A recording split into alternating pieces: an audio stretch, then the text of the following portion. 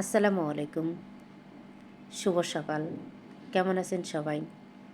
আশা করছি আল্লাহ তাআলার অশেষ রহমতে সকলেই ভালো আছেন। আপনাদের দোয়া এবং ভালোবাসায় আমরাও ভালো আছি। চলে এলাম নতুন আরও একটি ভিডিও নিয়ে আপনাদের মাঝে।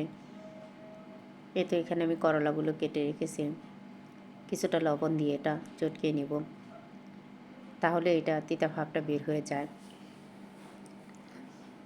তাই আমি কিছুটা লবণ দিয়ে চটকে সুন্দর করে ধুয়ে নেব। তারপর এসেছি চুলায় কড়াই বসিয়ে দিয়েছিলাম আগে। তেলটা গরম করে জিরা, আস্ত জিরা আর পেঁয়াজ কুচি দিয়ে দিয়েছি।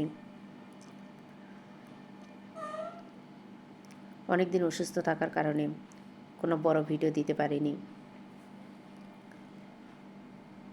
আমার কণ্ঠটা এখনও ঠিক হয়নি ভালোভাবে, এখনও ঠান্ডার ভাবটা আছে।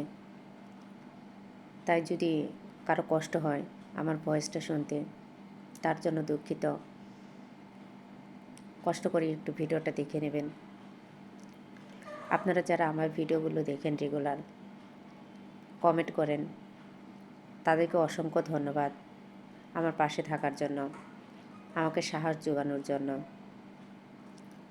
আপনাদের কমেন্টই পারে আমাকে সামনের দিকে এগিয়ে নিয়ে যেতে, দুর্বল মনকে শক্ত করতে, যে না, কেউ না কেউ দেখছে আমার ভিডিও, আমার পাশে আছে।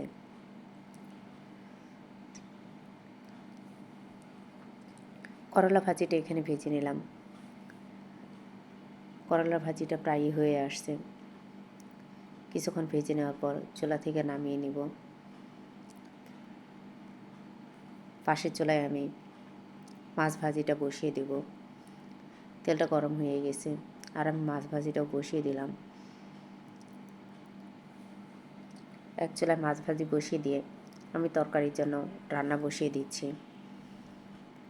আপনারা যারা আমার এই ভিডিওটি দেখছেন অবশ্যই ভিডিওটি লাইক করবেন, কমেন্ট করে জানাবেন ভিডিওটি কেমন হয়েছে। আপনি যদি ফেসবুক পেজ থেকে আমার এই ভিডিওটি দেখে থাকেন অবশ্যই পেজটি ফলো দিবেন। ইউটিউব চ্যানেল থেকে দেখে থাকলে চ্যানেলটি সাবস্ক্রাইব করে রাখবেন। আপনি যদি এই কাজটি আগের থেকে করে রাখেন তাহলে আপনাকে অসংখ্য ধন্যবাদ আমার পাশে থাকার জন্য।